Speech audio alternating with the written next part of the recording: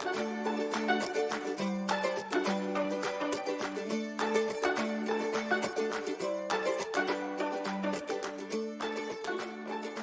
everybody. I'm Vern Bernanke, president of the Golf Heritage Society. Welcome to the season finale of our first Golf Heritage Society Grand Zoom series. This has been great this year. This summer and this fall, we've enjoyed getting together with several notables and experts in the game of golf. Tonight, we're delighted to present Dr. George Petro, a world-renowned golf collector and historian. George is also GHS Region Director 1 and our Chairman of Communications Committee.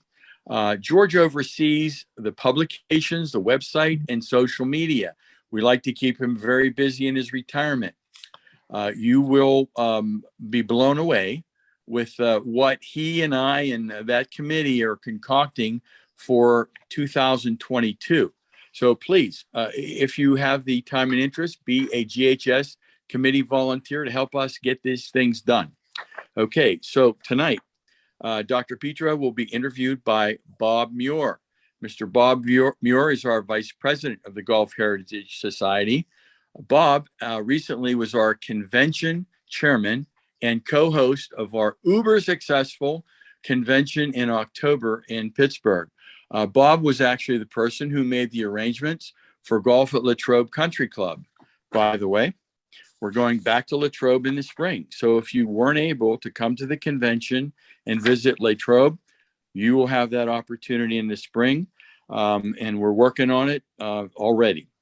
Okay, so just before Bob takes over, a couple of quick announcements, little commercials, if you will, for the GHS.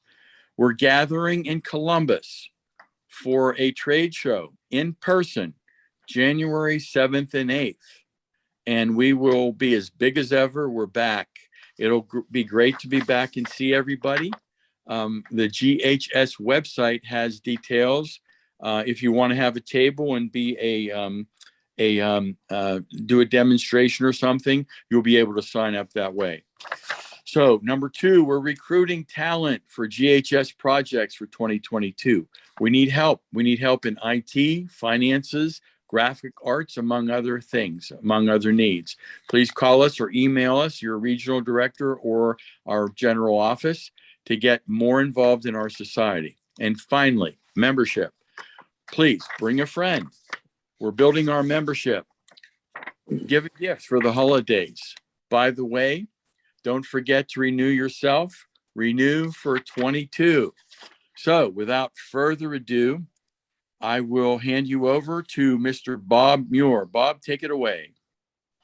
Thank you, Mr. President. On behalf of the Golf Heritage Society, we are honored to have Mr. George Petro, a noted and world-renowned golf collector, as our series speaker this evening. He will be discussing several topics ranging from his wonderful medal collection from the U.S. Open, the Masters, the British Open, as well as his Olympic trophy, Olympic medals. He'll be discussing Ryder Cup prizes and ladies events. He'll be getting into some fantastic across the pond players like Old Tom Morris, James Braid, and the Triumvirate. In the last 15 minutes of our segment, we can go to participant view or gallery view, and we could ask Mr. Petro questions. It'll be open to the forum, open to the public, to ask him a question or two concerning items that he discussed this evening. So without further ado, I present to you on behalf of the Golf Heritage Society, I present Dr. George Petro. Hey, Bob. Thank you. Can you see me on the screen all right? Yeah. Because I'm using a little different technique. I'm kind of using my phone instead of the usual system so I can wander around. Well, I'm really appreciated being invited, but as you said, I'm going to discuss a lot of different things. Let me just say a few things about my collecting. I mean, I've been like a lot of the folks out there, a crazy collector since I was 5. I was collecting rocks and minerals. I was collecting coins. I still collect those things. But then after I graduated from medical school, I got a job and I started collecting medical instruments. And I did that all through the 80s. And it's the old saying, I wish I started collecting golf sooner, but I didn't get into golf until I was at an antique show where a GCS member, his name was Gordon Page, had a table full of hickory clubs. And I'm looking for Civil War surgical instruments. And I saw that table and was like, whoa, like, I love golf. I'm a collecting nut. And why am I collecting anything but golf? And that just started it. So Gordon said to me at that moment, he says, George, here's what you got to do. You got to join the GCS, the Golf Collectors Society at that time. You have to go to the Atlanta show. This was 1992. Got to go to the Atlanta show, and you got to go to the Dayton show in January, which is now our Columbus show coming up in a couple of weeks. And so I went to all those things, and off of Gordon's table, I picked up a bunch of golf clubs. So I was a golf club collector when I started out. And then when I went to Atlanta to the show, I saw just everything. And all of a sudden I picked up balls and some artwork and books. And I didn't know where to go, but I was just having a great time being a general collector. And I'm happy that I was a general collector because it sort of evens you out a little bit. But I finally went to the Dayton show. And while I was there, I see this item on a table and I go, what is that? And the guy tells me, it's a US Open winner's medal. I go, how much? He goes, it's not for sale. I go, what do you mean it's not for sale? Not for sale. I go, and it turned out it was Kevin McGrath who ran the auctions in the 90s, the great auctions in the United States. And he said, it's going to be in my next auction. So there I was. And I said, when's that? He says, in May. So I spent 2 months kind of trying to wrestle up the money and go buy this thing at auction. I ended up getting it. And so that really started me on the metal track. When I got it at that auction, when they handed it to me, I held it in my hand, I squeezed it like I had won the darn thing.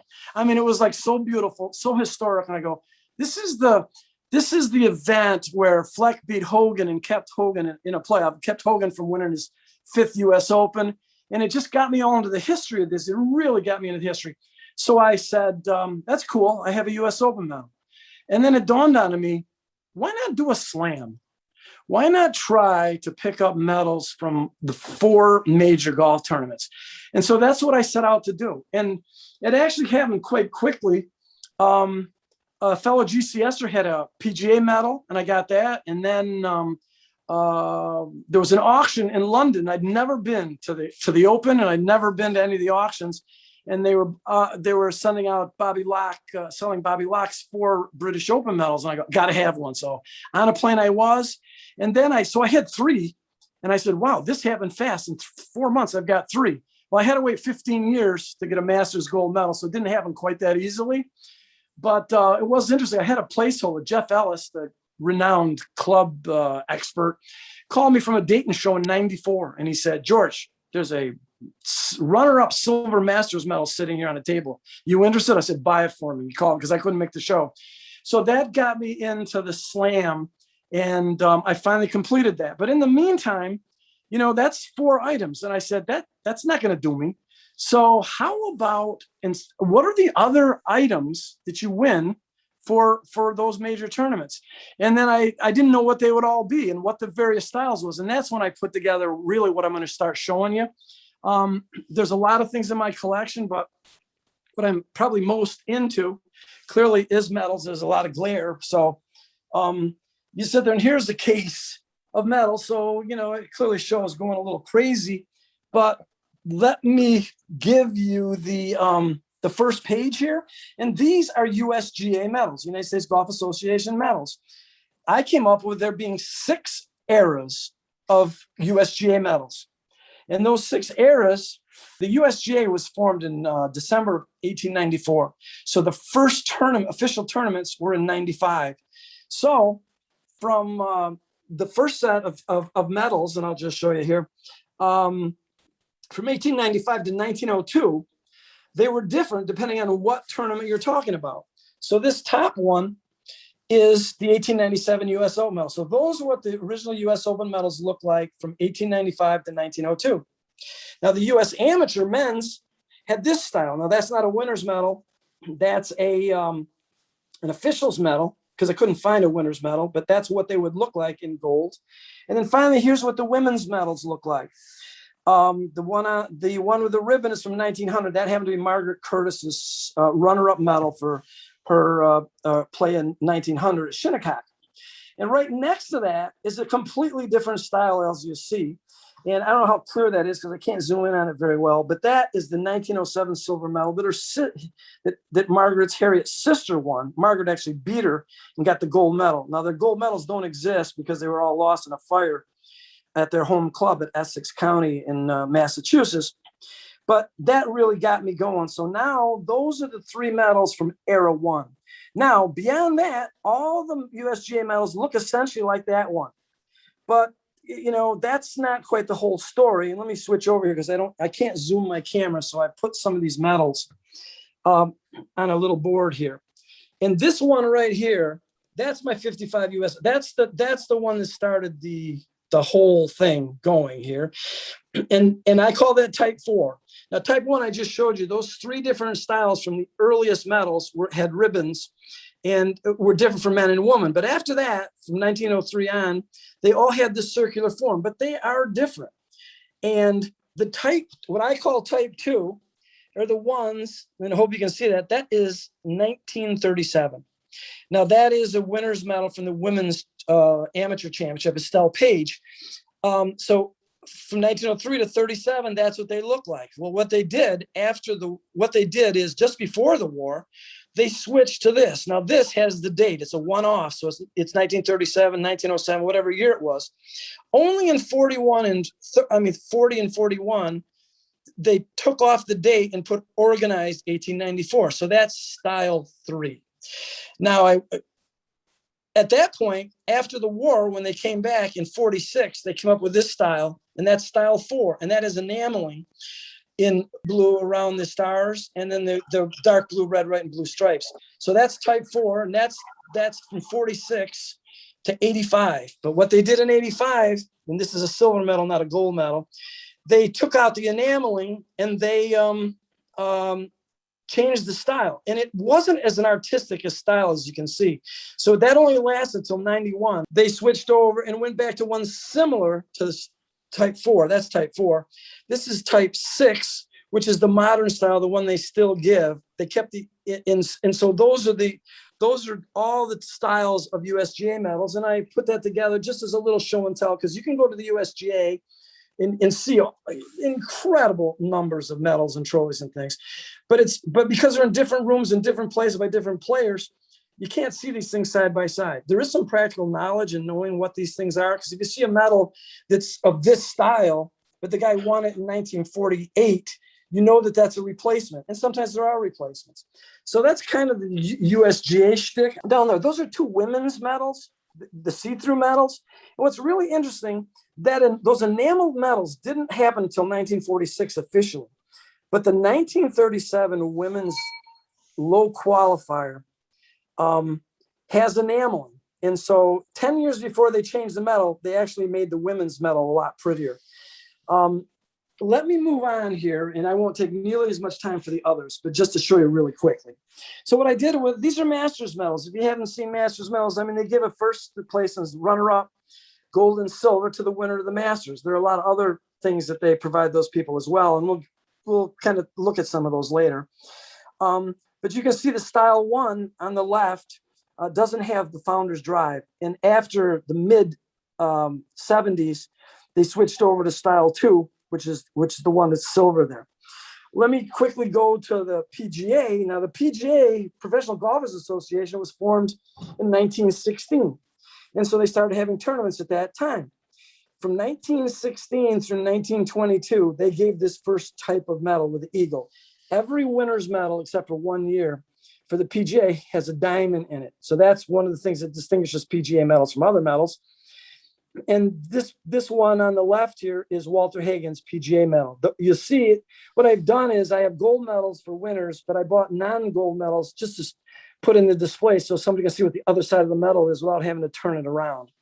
So anyway, that's Walter Hagen's 21, and that's what the earliest ones look like. Then there's the second set, mid-20s, 1924 through mid-30s. They look like that. These are big, huge ones. And then following that, from the mid 30s on, they look like that. They all have diamonds. There's one interesting year in between 22 and 24, which makes it 23, obviously. It's a one-off medal, Gene Saracen. Now, this is a picture. I don't own that medal. That's a picture from the USGA of Gene Saracen's medal. And it was given directly by Pelham Golf Course, where he won that championship. But that was the only one different. So those are the three basic styles plus the one outlier. And let me end this section with the British Open medals. And it's kind of interesting in the history of these medals. This set, let me move all the way up here and move this out of the way a little bit. As you know, most people on this call know, the British Open started in 1860 at Prestwick, and they played for the belt.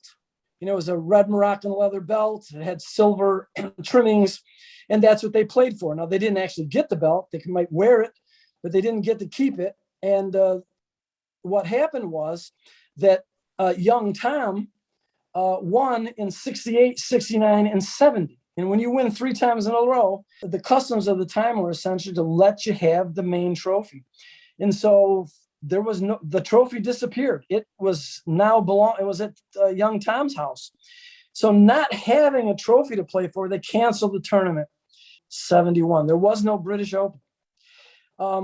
What happened was 3 clubs, the Prestwick Club, St. Andrews, and the Honorable Company, those 3 clubs controlled the British Open, and they each donated 10 pounds apiece, and they came up with the original claret jug in 1872. And they also decided to start giving medals because they weren't going to give the claret jug away. So that medal on the left, the oval one, is the style that existed from 1872. Young Tom won again in 72. So he got the first one of these. From 72 to 91, that's what those medals look like, the winner's gold medal. It's actually sterling with a gold plate. Now, after that time, from 93 on, you see that medal in the center. That happens to be Bobby Locke's 49 British Open winner, but that's the style that they took. What's interesting was that in 92, there was a weird situation in that the British Open was scheduled to be at Musselburgh. And so that was the rotation. It was Prestwick, St. Andrews, Musselburgh, Prestwick, St. Andrews, Musselburgh. And what happened was the Honorable Company, who had moved from Leith years earlier and was stationed at Musselburgh, decided to move the tournament to Muirfield, their new course. And this really made people unhappy at Musselburgh. And they came up with their own tournament in 1892 to substitute for the British Open. And they quadrupled the prize money and came up with the first solid gold medal, which is that medal. But the Honorable Company won out, and the official tournament ended up being played at Muirfield. So the week before, they played what some people call the Stolen Open, because and Willie Park, who had won 2 British Opens ahead of that, won the Musselburgh Open, but it wasn't the official Open. That's a picture from Harold Hilton, won the 92 at Muirfield, and that's what the medal looks like. And so that's a one-off. So those 2 in 92, there was kind of a weird transition. So anyway, that's the British Open medals. There is one more. If you are the low amateur, you receive a silver medal since 1949. And Frank Stranahan was the lowest amateur in the British Open, 49, 15, 51, and also 53. So that's one of his medals. So anyway, that's kind of the full story. There's a lot of things here, but those are the major medals and the various styles. And it was fun putting together, and I obviously learned a lot doing that. I'd like to just take a couple minutes because I think it gets a little more interesting for folks to look at this next, and I'll be done with medals essentially. This particular row of medals is all relates to the earliest golfing societies, because once I got into this, it just became a natural. It's like I needed to learn about the earliest golfing societies, their competitions, how they went, what they won, and that took me into this realm. And first societies were essentially in the mid 1700s. Now, golf has been played obviously at the courses of Scotland for 600 years, and there are documented matches and rounds, but if they didn't have organized golf with societies playing competitions until the mid 1700s. And probably really the most famous of that has to do with the Honorable Company, the gentlemen golfers at Leith. They played at Leith, which is in Edinburgh, and their first tournament had a silver club, and that silver club competition, you didn't win the silver club, but you got to put balls with your name and date on them, and there was an honor to be a silver club winner. And the silver club winner also at that time became the captain of the society, would run functions and arbitrate disputes, and there had a lot of administrative consequences of that. So that started losing a little favor. And while they kept playing for silver clubs, they said, no, we need a true competition that is for the best golfer of the society. And they came up with society gold medals. Now, society gold medals are very rare because they have the names of all the past winners, and they're usually in the clubhouses. So anyway, this particular case, the top row is a set of medals from the 1800s for Burgess Golf Society. They played at Brunsfield Links. The one on the end is from the Honorable Company. And here's a couple. I won't get into the details. Each one has quite an interesting story. And these are for individual winners at Brunsfield and Musselburgh. All of these medals are individual medals because they played for the gold medal, but they didn't win the gold medal. It wasn't until the late 1820s that they decided to give the winner of the gold medal his own individual silver medal, and that's where these come from.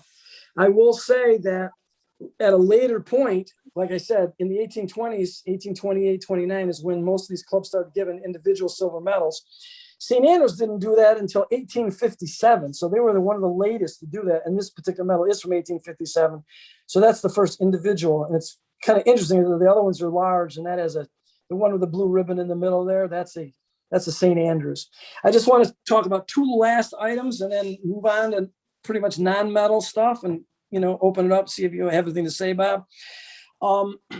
This medal is quite interesting, this gold medal, because it's one of my absolute favorites because it is a society medal. It's not an individual winner's medal.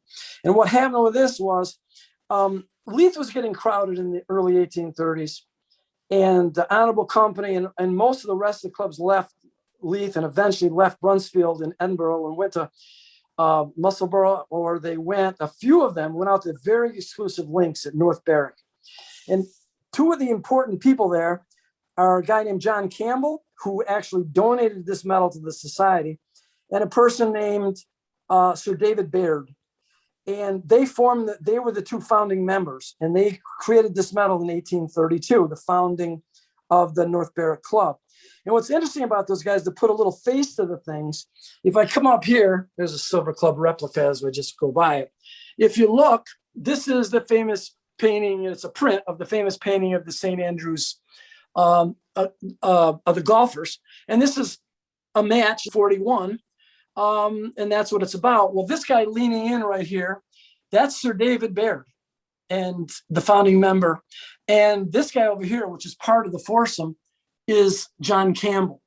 And then the other two people in the foursome, this is Sir Hugh Lyon Playfair and Mr. Anstruther. All four of those guys in this match being watched by all the important folks at St. Andrews at that time, like I said, 1841. They were all from North Berwick, the players in this match. So what happened was Sir David had won this medal a few times, but he never won it 3 times in a row until he finally did in 1848. So he retired it and he took it home.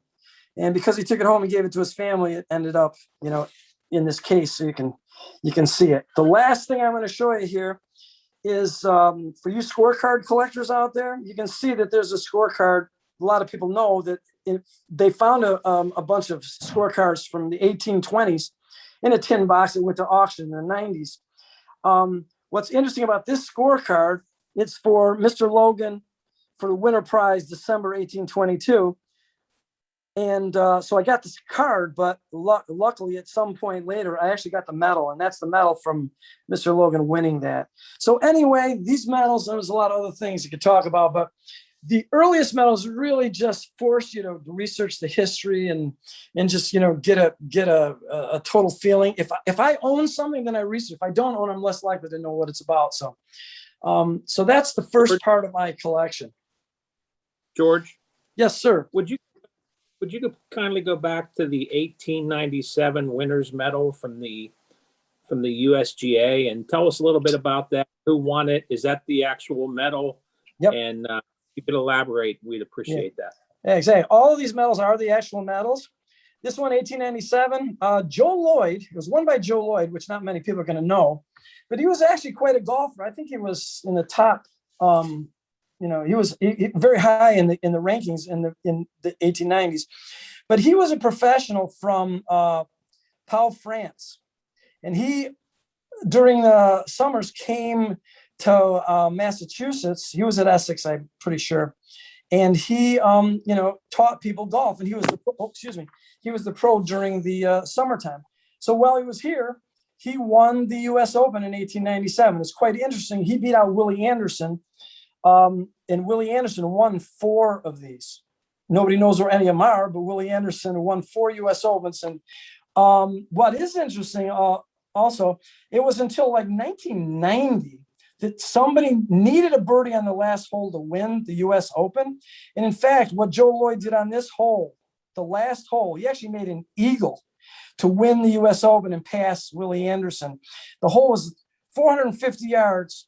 He got there in 2 shots with a gutty ball, not a rubber wound. This is pre-rubber wound, and hold the putt. And they call it a record for the hole. And this was a Chicago Country Club, famed Chicago, 1897.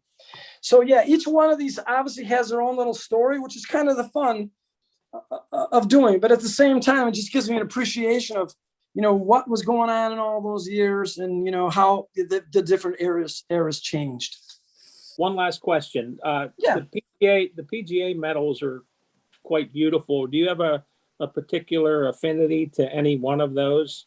I know Hagen won a couple of those that you have. Yeah, exactly. You're more partial than the others? I'll tell you, I'm partial to 2 of them, I have to admit, because they bookend Hagen. The 1921 was Hagen's first win. So he won at Inwood in 1921, won the PGA Championship. In 22, he didn't play. So in other words, he won like 6 or 7 match play matches, at least 6 straight, because it was all match play. For the PGA, it was match play. He didn't play in 22, and that's when Gene Sarazen won his first PGA medal. In 23, when Gene Sarazen repeated, he beat Hagen on the 38th hole of extra play. So Hagen almost won 21, didn't play in 22, almost won 23, and he actually complained. He thought some cheating was going on. Not that Sarazen cheated, but some of his followers threw his ball back into play. But anyway, that's a separate story. But so then Hagen went on to win in 24, 25, 26, and 27. In like 40-some matches, he only lost 1 match in overtime to Sarazen. So that 27 is Walter Hagen's bookended 27 PGA Championship medal. And so those 2, the 21 and the 27 from Hagen, are my favorite PGA medals. I will say one last thing. This is kind of a weird PGA medal. This is from 1979. And the reason it's weird is the diamond is on the left. That's the winner's medal. I've got the other side, a nondescript silver medal from somebody else. That is a pale medal. And the reason is it's sterling silver with a gold wash. And for some reason in 79 and maybe 80, and that's part of the research, they decided to not give a solid gold medal. So that's actually the reason I have this medal, because it's a one-off for the PGA. It's the same style, but they made it in silver instead of making it in gold for whatever reason. Now, that it's also the time when gold prices were going wild, so that may have had something to do with it. Anyway, Bob, let me bump you over to a whole different area if you don't mind. You okay with that? Excellent.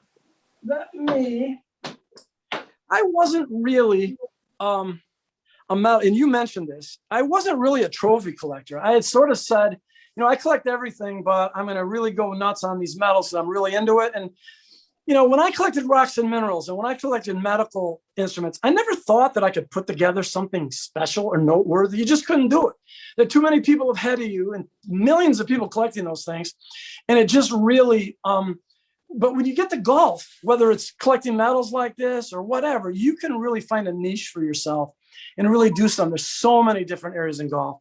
But anyway, let me move to here to a point. I wasn't really a trophy collector, but you mentioned this photo. And here's a photo of Harry Vardon during World War I, where he's standing in front of all the trophies that remain. Now, he had a burglary at his house, and lost some of his trophies. But here he is, an original photo. And it's interesting, in the corner he wrote, I don't know which corner is it here, because it's hard to see because I can't zoom in on this camera. He said, I just had a tip. That was his explanation for winning all these trophies. He wrote it in there himself in his own handwriting as if a tip could win all these things. He hated tips. He believed in solid instruction rather than a tip here or there. But anyway, a lot of the hardware you see right there is on the shelf to the left of me, particularly like that big trophy in the middle, that one in the middle, and some of the smaller ones are on this shelf. I only know of 2 of these trophies being in other places, and they're at 2 different golf courses. But anyway, what's fun for me to see is here's Harry standing right in front of this trophy next to the clock with the horns, and that's this trophy. And it's just of my trophies, this is certainly one of my absolute favorite trophies. And Vardon, who, as people probably know watching this, most of you, he won 6 British Opens, more than anybody else. And not only won 6 British Opens, he should have, like anybody can say this, but he probably should have won more, because what he did was in 1902, he came in second, but he came in second to Sandy Hurd, who was the only guy in the tournament who was using a rubber core ball, which gave him tremendous extra distance. Or Vardon certainly would have won that 7th one, but that's just kind of an interesting one. But the real reason Vardon could have even won more is he developed tuberculosis. And after his win in 1903, he was really taken down, coughing blood during many of his tournaments. And he had to go to this tuberculosis sanitarium, and he never fully recovered. But despite that, he still won 2 more British Opens in 11 and 14. And we all know he won in 1900, he came to America, and that's what this trophy's about. When Spalding hired him to come for big bucks, to come to America and push golf through America. And he was, a well-known world figure. He was the Tiger Woods of the time. They even shut down the New York Stock Exchange to watch him hit balls in New York City. I mean, that's how important it was to see Vardon in 1900. It was incredible. And he did a tour of America, and he played against usually the better ball of numerous other players. And he won almost all of his matches handily. And one of these matches he won was at Poland Springs Hotel in Maine. And they had a huge gallery and filled the hotel ballroom with people who had come to watch Vardon win. And at the end, they gave him this trophy, and they played the Star Spangled Banner, and they played songs from Britain. And it was just like, Vardon said he was in tears. It was like one of the greatest things he'd experienced. He was so thankful that the people of Poland Springs did that. So that's why, that's probably my favorite Vardon trophy, even though it maybe shouldn't be, but it is. Vardon in that 1900 tour went on and won the 1900 US Open. And then, despite his TB and all these other things, he came back in 1913 at 43 years old, was second to Ouimet in the US Open. And he came back at age 50 and was second in the 1920 US Open to lose to his countryman, Ted Ray. So Vardon was really quite exceptional. I mean, just as an aside, here's a Vardon Flyer ball. That's the reason he really came to America. It's a gutty ball. He came to America in 1900 to push it, though, of course, that's the same time the rubber core ball came out and started pushing these gutties aside. One last thing about Vardon here, by the way, is a letter Vardon wrote while he was in Munsley Sanitarium with his tuberculosis. And he's writing it and saying, I'm thinking I'm feeling a little better. Hopefully I can play golf again. And there's one of the typical letters. I won't get into it, about wartime, how Harry was lamenting that so many people at his course had died and hoping this war would be over soon. And that was 1914. So he had to wait 4.5 more years. So it was all premature. So anyway, that That's Harry Varden. That got me into trophies. Let me just do one more trophy. Well, maybe more than one more trophy. Let me take you over to this section, which you can see. This is Olympic related, this little cabinet. Well, not all of it, but these sections. And the first Olympics were in 1900 for golf. You know, they weren't the first Olympics. The first modern Olympics were actually 1896, but for golf it was 1900. And they had a men's and a women's division. And what's interesting, and there weren't a lot of great players, and there weren't that many players, but they gave medals, and that's not either of these, but they gave medals to the men's and women's winner. And in fact, what's her name? Abbott. She was the first woman American to ever win a gold medal, and she won it in golf in 1900. So it's kind of an interesting aside. The medal you see there. So after 1900, they came to St. Louis and had the 1904 Olympics for golf, and that was at Glen Echo Country Club. And the first thing I got in the mid 90s was this medal. And I know you can't see it. And if we get there, if my camera allowed me to zoom in, but the medal is so detailed that two of those clubs are clearly a spring face iron with line scoring with 6 rivets. And the one opposite it is a crayon cleek. And so I don't know if it shows very well there, but I thought it was amazing when I first saw this medal. I go, whoa, there's a spring face and a crayon cleek. I mean, how realistic. And they gave those medals in the 1904. Since then, it was, at the time I had it, curators of museums saying, we're not even sure they actually gave out medals. And I said, well, I found one. I found one in an auction. It had nothing to do with golf. And so I go, I guess they exist. And since 2016, 3 more have come out, 2 golds and 1 more silver. So they're out there, but not very many. And let me just close the Olympic thing with the Olympic trophy. This is a 1904 Olympic trophy. And there are 5 of these known total. One just sold in an auction a few weeks ago, but it's just absolutely spectacular trophy.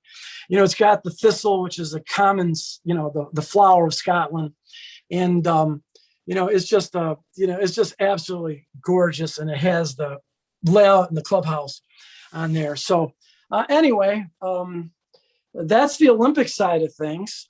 Let me turn around and just go on, if that's okay with you guys. Keep going. I'll get into some. Hey, there he is, Scotty. You're not allowed to talk, Scotty. No problem. Let me open this up. We're going to mute Scotty. You know that, don't you? Here's the cabinet that of master stuff. And I'll tell you, to be honest, I was collecting medals and I had a couple of trophies, the ones I mentioned. I said, yeah, I am not going to do a master's trophy. I mean, I got to like focus on something and I'm not going to do master's trophies. And then up comes this trophy and I couldn't resist. And so of course, then I had to be off to the races on master's trophies.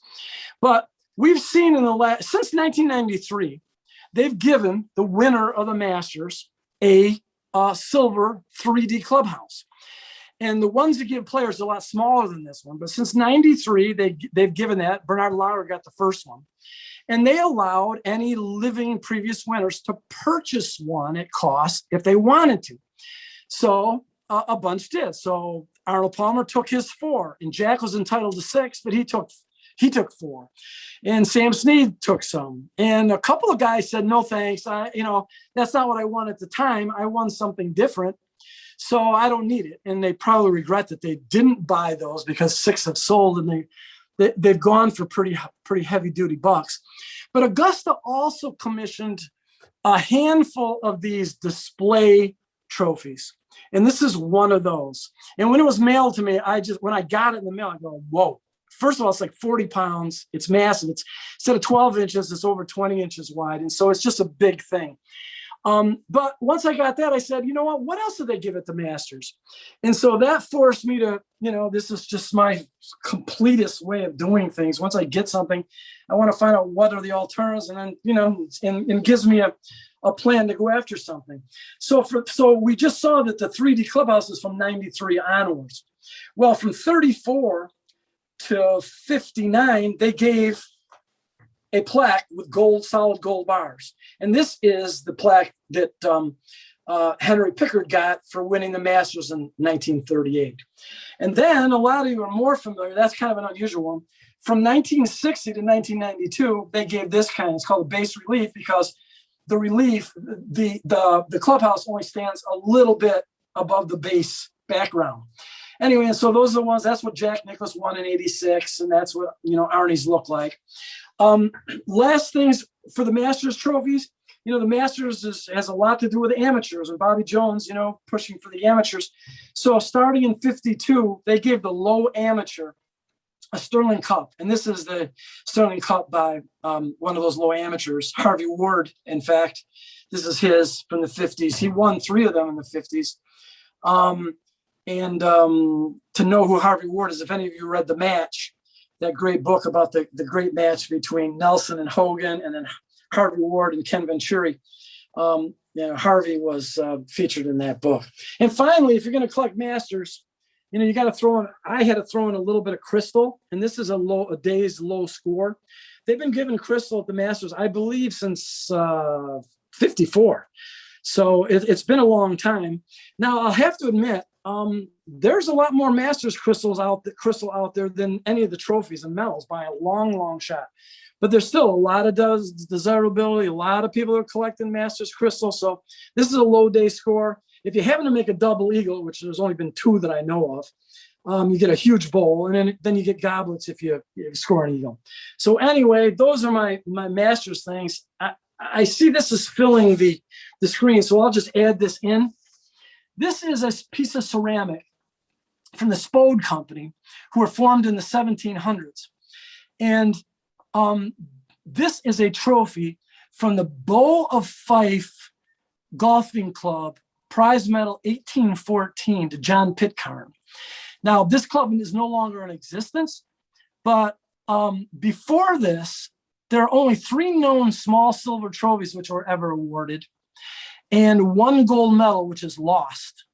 So nobody knows what that is. So this is essentially like the 4th individual trophy that exists. And it's a ceramic trophy, which makes it really unusual and really historic. There was a time before I sort of got into the medals and trophies as a theme of the various types. I decided that, maybe what should I collect? Because, you're always looking for something. I'm always looking for something. I said, maybe I'll find something significant from all of the Hall of Famers. And that turns out to be a pretty long list. And when you do that, it's not easy. And 2, you get a lot of duplicates. And I'm not into duplicating anything that I have. I just want things to be different. So while I was in that mode of collecting from everybody, I picked up this Francis Ouimet trophy. And we talked about Francis before, how he won the 13 Open. But I got this trophy at a GCS show in Virginia back a ways. And after I owned it for a few years, I found this photograph. And this photograph is really cool. Here's Francis, who won the 13 U.S. Open. He won 2 U.S. amateurs, and he was made captain of the Royal and Ancient, became captain, got the red jacket, and he got a medal for being captain. And here he is at home in front of his fireplace posing with his red jacket, and he's standing in front of the trophy. So I thought it was really cool. It's those fun little discoveries, and that's the same trophy that he's standing in front of. So it's those fun little discoveries that kind of make it interesting. I'm going to just kind of move around, leave trophies and things alone, and just say, I wouldn't call myself a ball collector per se, but everything I collect, my clubs, my balls, whatever it is, I try to make it a story. So I only have 40 golf balls. I mean, I know people who have hundreds and hundreds of golf balls in their collection. They're awesome. But basically what I've done is said, okay, I just want to tell a story. So of course you got to start with a feather ball, in use for the first 150 years of the 600 years we know golf was played in Scotland. And then came the gutty ball, and it was smooth at first, and it was gutta percha. I mean, that's, balls are what make balls so interesting for the kind of newbies, if they're out there, is that balls really dictate the game. So you need a certain kind of clubs to use feather balls, and those were the original balls through literally the 1860s. But then they came with gutta percha, which was, I won't go into the story, in 1850-ish, and it took over because it was much cheaper. The maker could make 50 of those a day instead of 2, 3, or 4 a day. So it lowered the price of playing golf because balls were very expensive. So the combination of the gutty ball and the railway system just caused golf to really expand. And so that's a smooth gutty. I won't go past the first row. But once they realized that a smooth gutty doesn't fly, even today, if you take a Titleist golf ball and takes the dimples off, it'll only go 130 yards instead of 300 off a pro's driver. So the balls and the markings are really important. So they started to scuff them up, knife cut them. This one is a hand hammered, where they essentially take a chisel and put indentations. This is called the Forgan pattern. Then they moved on and they put a gutty ball, smooth gutty ball, but put that in a smooth mold, and then they put it in a hand crank lathe, which would put these lines on them. And then they turn it 90 degrees and crank it one more time. And so you can see the lines don't quite line up because it's made handmade. That's not a molded ball. Whereas these other ones in the second row, these are molded balls, and mainly molded mesh because that's the style. I will say, let me just move on for the last couple things about balls. My favorite ball is this ball right here. And that's a Haskell.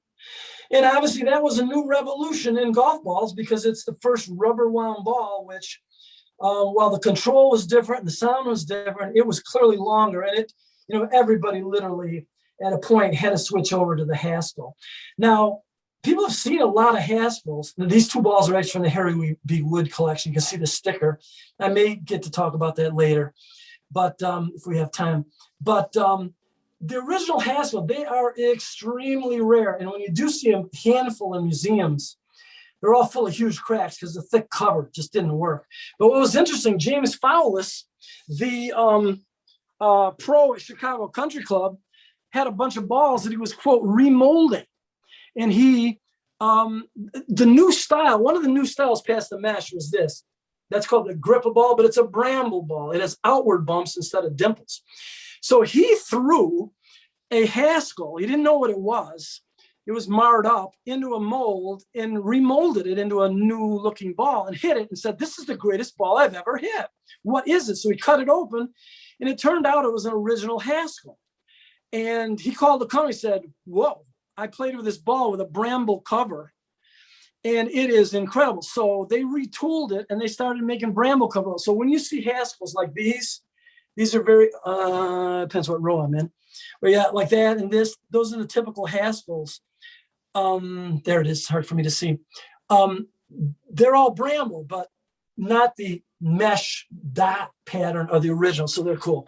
Just let me show you the last 2 balls and move on. And ask any questions or wherever we're going here. This, if you can see it, yeah, this, I don't know if you can tell, this is a Willie Dunn Stars and Stripes. Now, Willie Dunn won the 1894 US Open, which was unofficial. That's a long story. But he patented the first golf ball in America, and this is it, Willie Dunn Stars and Stripes. So that's a really unusual and rare one. And then I just had to have, I'd wanted for years, and I finally came up with one, a terrestrial map of the world ball. They came out in 1908. And so, it's just kind of one of my favorites. So anyway, that's the ball situation. George, Yes, sir. what do you have in Ryder Cup memorabilia? You know what?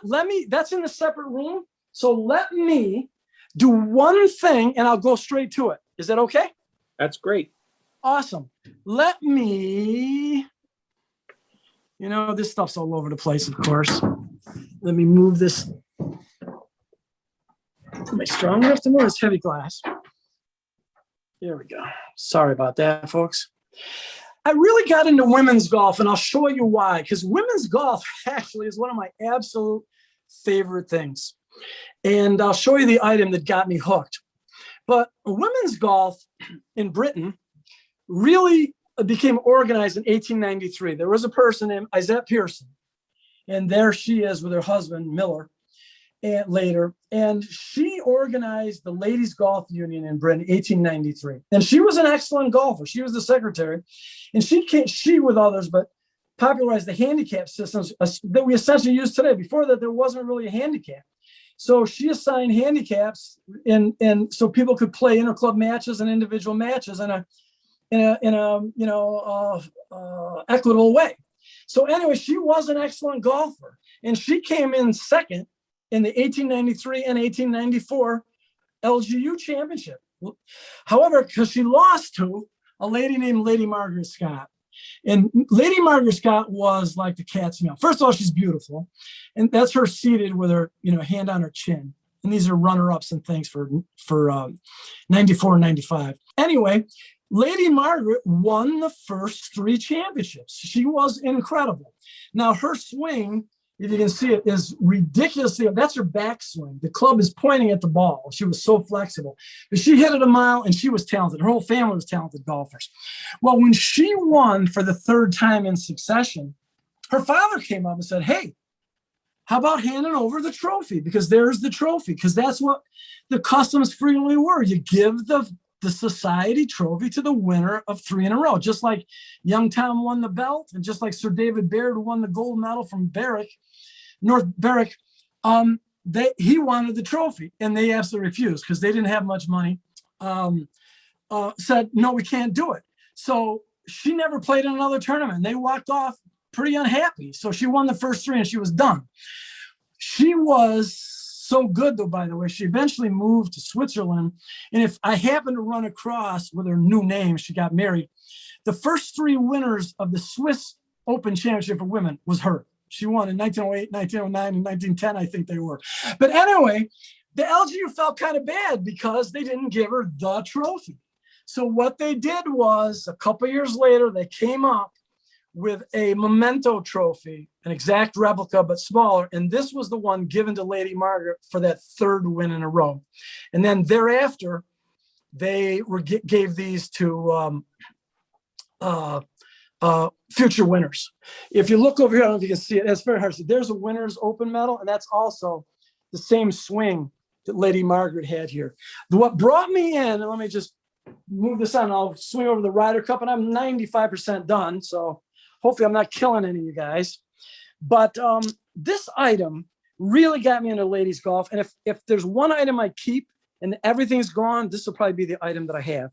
And this says I am on it because that stands for Isette Miller, which was Isette Pearson after she got married. And when she retired, she was the LGU. She was the LGU secretary and ran the thing. So when she finally retired, they asked her what she wanted. And they decided that she wanted an album with all the signatures of all the players who had played at the LGU for all those years. And what's interesting, so here it is, it's leather and it's cool, and you open it up and it's got a dedication, of course, and so it's just filled with the signatures of all the lady golfers from 1893 up till 1921. Now, not everybody, but like here, in fact, it's Lady Margaret, I don't know if you can see it, Lady Margaret Scott, that's her signature. And she married and became Margaret Hamilton Russell. So in 1921, when they gave this to her. But what's interesting about, well, let me move to another page because I just want to show you. This one is really cool. To me anyway. This particular page are some of the H's. And if you look in this corner, this is the signature of Horace Hutchinson. And Horace Hutchinson ended up really promoting women's golf. And he became a vice president of the LGU, a male vice president. And what's interesting about it, he's on the same page as this person, Miss Hulton. And when Miss Hulton, Blanche Hulton, and Isette Pearson in 1893 said, we're going to start a ladies' golf union, what do you think? Horace Hutchinson wrote a letter and said, don't bother. It's never going to work. You women are never going to be able to organize a successful tournament. Plus, the weather's going to go bad. You can't play 36 holes a day for the match play format. And he said, it's not going to work. And what happened? He totally came around. He was as wrong could be. Like for just in the middle, here's Dorothy Campbell Hurd. Dorothy Campbell Hurd won the British Open for women, British Amateur. She won the US Amateur, and she won the Canadian Amateur all in the space of a year and a half. So anyway, that thing, it sort of got me into women's golf. So I basically researched everybody, in that book. Let me just pass on here as I head to that Ryder Cup stuff. I'm not going to say that much about Ryder Cup. Let me turn this light off because it gets a lot of glare here. On the way over, you got to say something about Tom Morris. And so old Tom Morris, here is a photograph signed by Tom in 1901. And what's kind of funny about this one is that when I was first in Britain in 1993 to go see the auction and then see the Open, I bought a facsimile postcard of old Tom. Said, I gotta have something of old Tom. I mean, he's like up. I mean, this is historic. And when I got it home a few years later, it turns out as a copy of the one I ended up getting. So I thought that's kind of cool. The last thing I'll say about old Tom is letters of old Tom are really, really rare. And most of the time, now this is signed by Tom, but you'll notice the signature looks just like this signature. If you can see that. But the writing is very neat. And that's because most of the letters, even though there are only a few, are written by his son, not young Tom, but J.O.F. Morris.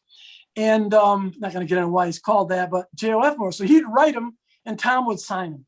And this is a letter to someone saying, how healthful golf is and how physicians strongly recommend golf. As I walk over to the last piece in this room, let me just say something about this. I mean, you can't collect everything. So I like to collect a piece here and there of different categories. This is a bronze from the early 1890s. And it's one of the special ones. There's only 2 or 3 from that date range. But I was invited to someone's house and he had a statue like this, and it's John Laidley. And John Laidley is most famous for having invented the Varden grip, invented the overlapping grip, and Varden borrowed it from him and went on to win a lot of tournaments. Now, this guy was no slouch himself. I mean, this guy, like a 6-year period won 2 British amateurs and was second 3 times in the British amateur. And then he was second in the British Open in 1893. So I went to that guy's house, and he had all kinds of material, but his favorite item was this item. And he just, that was the cat's meow for him. So 25 years later, when the second one of these came up, I had that attachment. So mine is number 3 and his is number 4. So whether or not there's a 1 and 2 still in existence, we don't know. Let me pass by. Oh, wow. Because we're running out of time, and I don't blame folks for going nuts. One of the things I walk by every day and I really like is my framed montage of GCS tiles. Now, the Golf Players Society and now Golf Heritage Society, they obviously give something to attendees in the meetings. And these are all of the tiles and items these are tiles from 74 to 99. And they also include various medals and things. Here is the one, actually, we just got in Pittsburgh. So I had time to throw that in there just in time for this. And then they also gave prints from 1972 and 1972, famous golf prints. And they gave these to the 20 or 30 or 40 people who were showing up for the meetings in those early days. Last table. Let me turn on some lights here. Hopefully I'm not making anybody sick. This is just, if you're going to do Harry Varden, you can't not do the rest of the triumvirate, Braden Taylor. And this is short. I won't get much into their histories. But what was really interesting was no non-Brit had ever won the British Open. So in 1907, Arnaud Massey came from France. He was a French champion, came to Britain and won the 1907 British Open. And this infuriated the triumvirate, and this infuriated the British golfers in general. So here's a magazine article that says who's going to be Massey's challenger. And they're assuming, and they show Braid, and they're assuming it'll probably be Braid because Braid had just won the 1908 British Open. And they're expecting him to go over and take France's Open Championship. And Braid doesn't do it. But who does is J.H. Taylor. Now, J.H. Taylor is the founder of the British PGA. And J.H. Taylor went over in 1998 and won the French Open.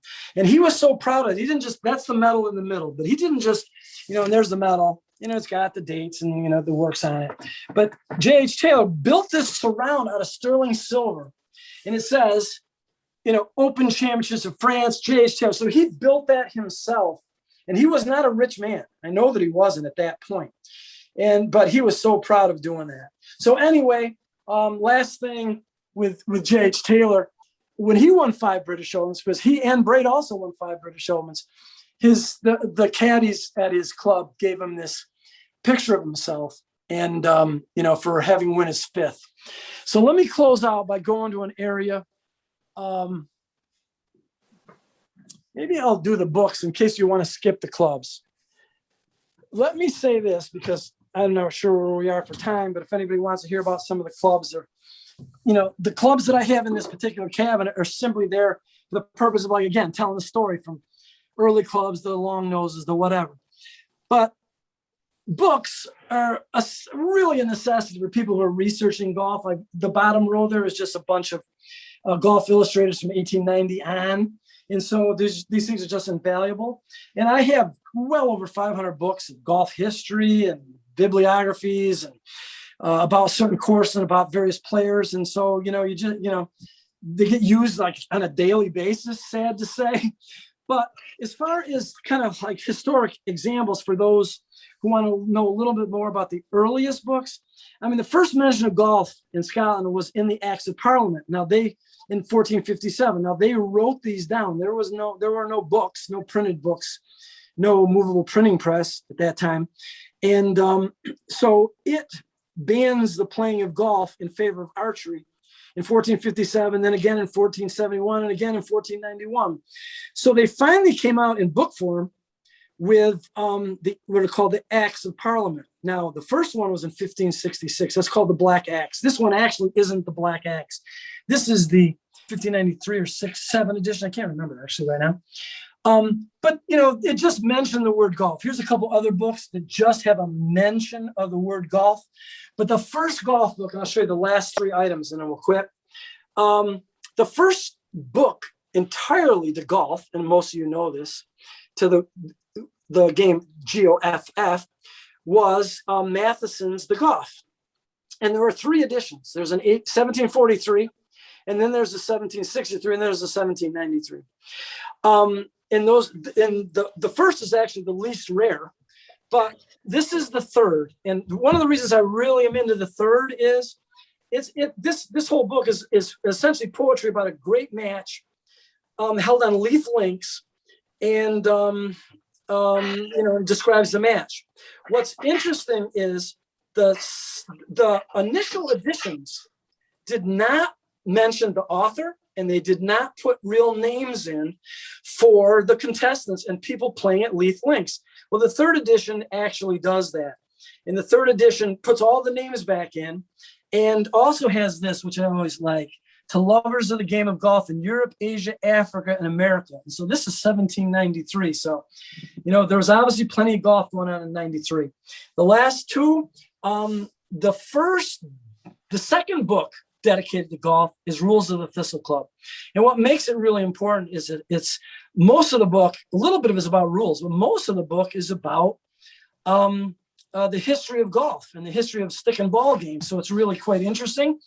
And I mean, they're extremely rare, but what's interesting about it is when I opened the cover, I found out who was the previous owner of this book.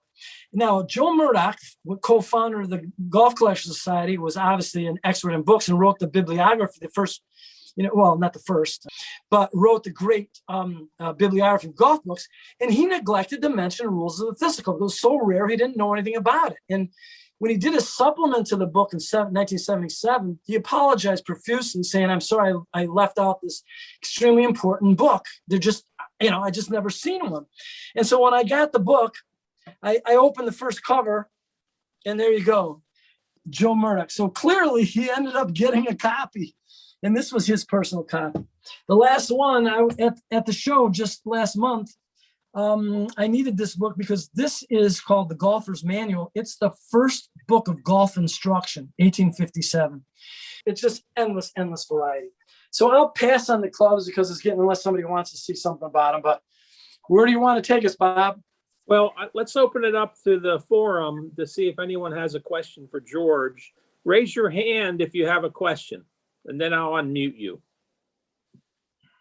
Yeah, there's a little symbol, probably, that people can ask a question if they want to. And if there aren't any, is there anybody left? 45, George, only 45.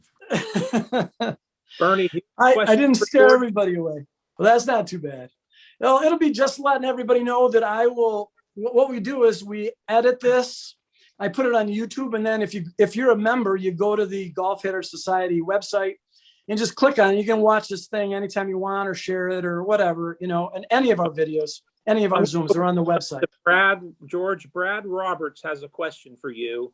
First, George, thank you so much for giving us a nice view of your collection.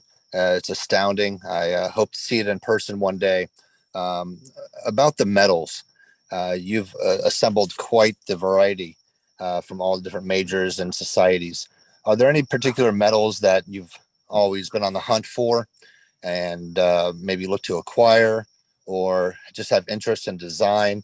Because your collecting habits and the way that you develop and appreciate the story behind them, as many of us all do, I'm curious to see which ones maybe has a great story, but no physical medal currently available, perhaps.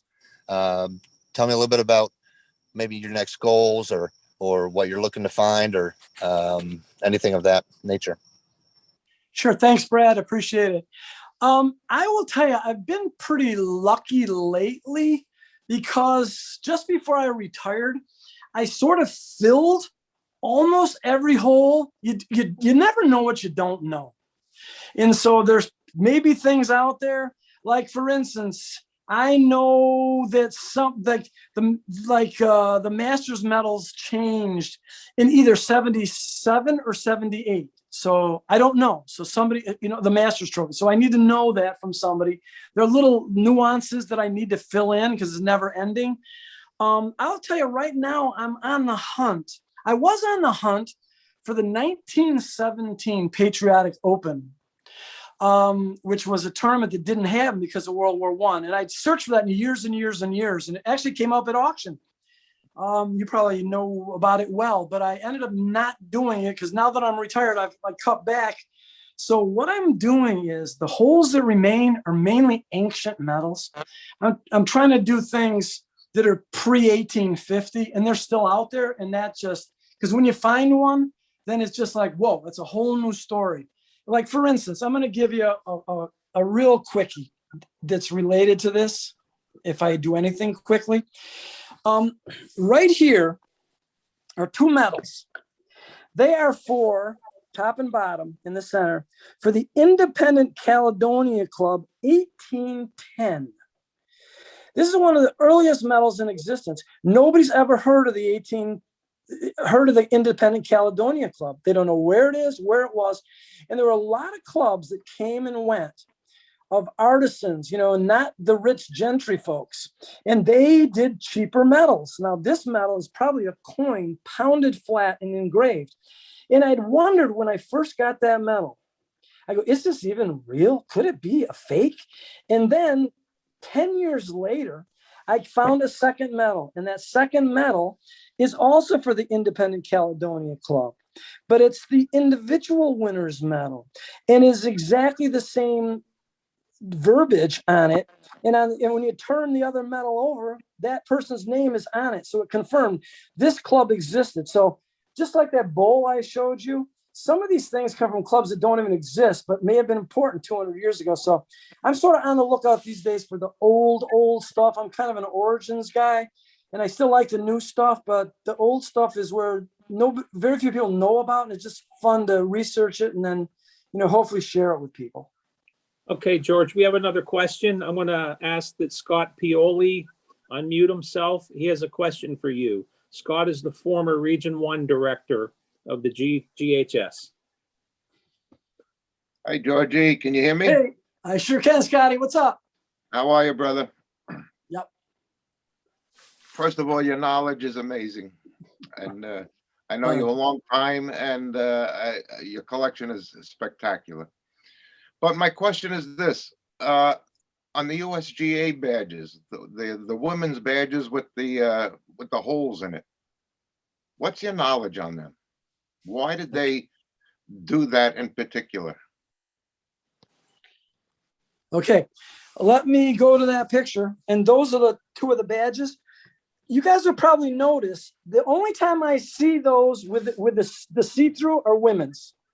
What's quite interesting is there is, and I'll get to try to get to your answer. These are smaller than the usual medals. And what they have been given for are usually low qualifiers in big championships. So the one on the left is the low qualifier for the 1937 Women's Amateur Championship. What's interesting is her actual medal is not enameled. That's the actual medal. She not only was low qualifier, she went on to win. Patty Berg beat her the next. She beat Patty Berg actually in the final. And what's interesting is that the one next to it in silver, that's actually the championship winner's medal for the senior women's amateur. They didn't give a gold medal. They actually gave that kind of medal. So those are women's and girls medal. And you probably saw in the last auction, that just ended on Sunday, Mickey Wright's medal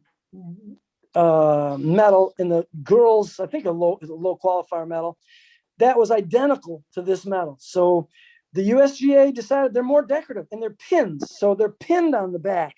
And I don't know if you can tell it from that, but these are to be worn. Whereas the other ones have suspension loops, but they usually aren't worn. These are kind of the smallest medals. For men, they had very similar medals without the cutout. They didn't cut it out, but otherwise they're identical with scallop margins. And that's what the low amateur gets in the US Open. So Bobby Jones was off in the winter and off in the low amateur. So his medals look just like that for low am in the US Open when he didn't win, but they're not enameled. This one happens to be from 1948, Frank Stanahan, so it's enameled.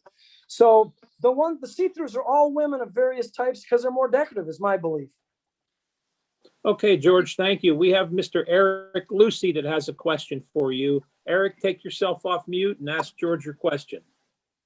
George, is there a holy grail, something that you just feel like it's unobtainable, but boy, if I could ever get my hands on it, that would be something I would trade multiple items that are already in the home. Yeah, this has actually come up. A few years ago, okay, and it is a medal. And the oldest existing medal in the world is the 1792 Knuckle Club medal at Blackheath. So Blackheath had a clubs within clubs, and they had the Knuckle Society, a very secret society. And they played for a medal, and it is the oldest and most beautiful medal in the world. It's like a clamshell medal. It's enameled. It's just absolutely beautiful. And if you open it up, it's got multiple gold leaves with the winners' names inside. So that medal exists. And now Blackheath actually was selling some items about 5 years ago. And somebody called me and said, "Are you interested in X, Y, and Z?" And I might have a line on it. And there were clubs and a painting. Now the painting actually sold for $1 million to a fellow GCSer a few years ago, off the wall of Blackheath, or at least a member who owned it. But anyway, I said at that moment, they're selling something. I was prepared. I gave them a number which required me selling almost my entire collection, my motorcycle, and I made an offer to Blackheath. And it was an astronomical number. And of course they said no. But that offer still stands because that's my holy grail. I mean, would I love to have the championship belt? Yeah, of course. You can't have that stuff. And I'm glad it's where it is because, some of this stuff belongs out there.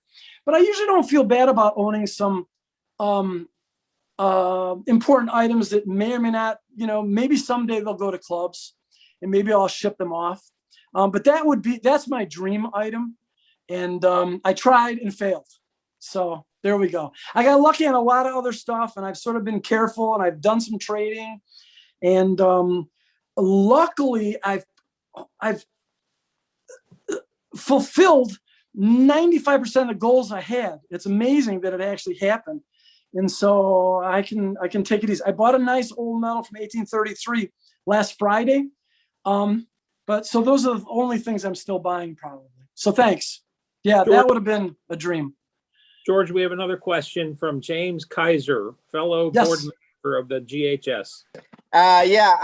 George, I'm just astounded, and I put some links on there for anybody that's not a member of the Golf Heritage Society, that they could join our organization and get to do these fabulous Zoom calls. And I tell you, I'm astounded at your collection and admire your passion for this. I just wanted to know. Obviously medals is your favorite. Why is medals your favorite thing over clubs or balls or trophies or pictures or books or whatnot? Yeah, thanks. That's a great question. Medals are, you know what? Like, for instance, when I got that 1955 US Open, I mean, I couldn't put it down for 2 weeks. It was like, what did the guy who won this feel like when he won the US Open?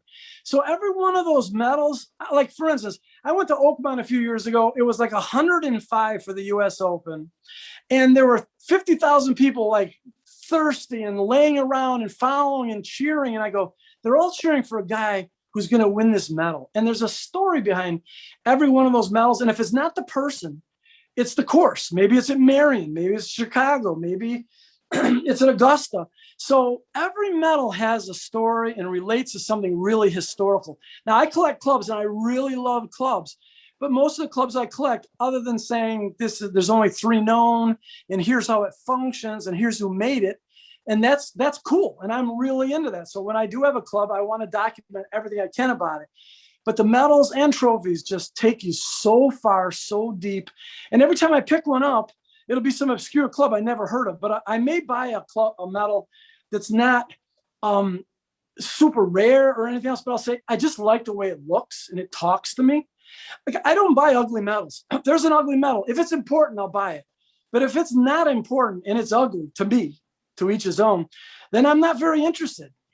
But so they just speak to me and tell a story that's just incredible. So when I pick up a medal from a nowhere land, I start researching it, and then I might take a trip and visit the course if it's still there and do all that, and it just expands into, incredible, vistas from there. So, it's just, to me, it's just, I'm so glad I stumbled on it. Okay, thank you. We have another question from former GHS president Jim. Jim, take yourself off mute and ask George a question. George, you just touched on this in your last comments here, but what's really neat about your collection are all the backstories. For those of us who are watching, or those of us who will watch this in the future, where do you go? What have you found to be the best source for your research to do this? I mean, you obviously don't have like the library of Mike Herzen, unless maybe you do, I don't know. But where do you do your research from? That's a great question. Thanks, Jim. Where I get 95% of it is from club histories. So that means that when a club history comes out about Royal Burgess, 1735, boom. That is a must-have. When the next one comes about Brunsfield, next one comes about Muirfield, next one comes out, I just bought 2 club histories at the recent PBA auction a few weeks ago. The first club history of the Country Club in Brookline. And so, unfortunately, there aren't many. I mean, a lot of people are collecting them, so they can be expensive. Some aren't. And then some of these have reprints too. But like I said, I have 500 of those. And Dick Donovan, who was the book expert, he and Joe Murdoch wrote the bibliography. I mean, he lived very close to me at one time, and he's passed away, unfortunately. But he just said, George, I'd come over to his house for his Guinness because he loved Guinness, and we'd watch a golf tournament. And he'd say, George, here's 4 new books. You got to have them. I go, what do I? And he goes, trust me. I know your attitude. I know what you're going to do. You've got to have these. And he was selling me, not to make money. I mean, he was giving some of them to me. And he'd let me go through his garage, which had like 5,000 books in it, and I'd find club history. So club histories are where it's at. And then you can go to the internet, and internet's nice to say, oh, I forgot who won the 1916, PGA. Okay, that's Jim Barnes. Oh, well, did he win it again? Oh, yeah, he won again. And yeah, he won again the following year. I forgot. Well, you can go to the internet for all that stuff and Wikipedia, but you can't go to the internet and find most of this stuff. So exactly what you say, it's books, books, and books. There are services like LA84 and USGA Museum that have access to some of these books online. But when you've got that book, if I want something about the McEwens and I see a club on McEwen, then I go back and I know I've got a book that's all about the McEwen family club makers, or the Parks of Musselboro, or Alan Roberts, or whatever. And you skim through those, and then when you find an item, you go, where did I see that? Where did I see that? And they just all fall together. But without those books or friends, you need a combination of books and friends. So I'm sure there are people on this call me up. I get called 2-3 times a week and say, George, you know anything about X? And I go, absolutely, or I'll share it. Or I go, no, but if I find it, and then you do. And you, Jim, have sent me item after item of newspaper articles on items that I own. And then all of a sudden I go, oh, wow, Walter Hagen was low qualifier in the 1935 PGA Championship. And so I get that medal, and all of a sudden, what comes from you is an article on the tournament. So it's a combination of networking between us, we people at the Golf Heritage Society, and then books. That's what does it. And then you visit museums. I visit and this is really important. I'm sorry, I'm making this a long-winded answer, but you need to visit every online auction, and look at all those items, because each one of those is an experience in itself. I learned 80% of what I know from attending the auctions in Andover, Massachusetts, and going multiple times to the British Open for the purpose of going to the auctions. And when you hold these things in your hand, these clubs, and get the feel, so the new ones you can't hold in your hand, but I strongly urge you go visit all the auction sites and watch those auctions. If you're not going to buy anything, you'll learn a ton. George, there are a lot of people chatting online about this. No I want to know, you should be proud of this. The USGA just sent a chat and said, great collection, George. Love seeing it. That's from nice. Hillary Cronheim. Oh, that was nice. Well, thank you. Let me say one more thing about medals and trophies. I wrote, for people who just might want to get into it and how medals are made, the history of medals, that medals tended to be British and in the general public, and trophies tend to be American, and all these various aspects of medal and trophy collecting. It's about 20 pages with a lot of photos. So if you go to the website, GHS website, and click on collecting medals and trophies, there's a long, it's not that long, but a primer on collecting these things if you want to go, because you don't have to collect what I collect. I mean, you can collect, like I've got a case over here that is medals that have various animals on them. And it's just cool. Tigers and elephants and squirrels and goats. And it's just a little subset of a collection. They're very inexpensive, but they're just kind of fun. And then I have a collection of fake medals. And I have so there's so many things you can do with them. So thanks, Bob. Thanks to the USGA. I really enjoy going to the USGA. Like I say, when I go there, I take pictures of everything to fill in the holes. Say, what year did this medal terminate and when did the next one start? And that's how you find out, because there are no books to find this information. Not yet. I'm being encouraged to write a book, and I may do that with somebody in the near future, and then get, contributions from, all our friends at the GHS. George, is there anything else you'd like to add for this evening's program? No, I got a bunch of clubs and things that are kind of interesting, but we'll say that for something else. And, I think you should probably wrap her up. I'm good with that. Hopefully it worked out for people. Thanks, George. We're at the 1 hour and 30-minute mark, so Yeah, you did time to go. A fantastic job. We appreciate it. No problem. Thank you. Thanks, everybody. Is Bern there to wrap her up, or? Yeah, I am, George. I think several things need to be said.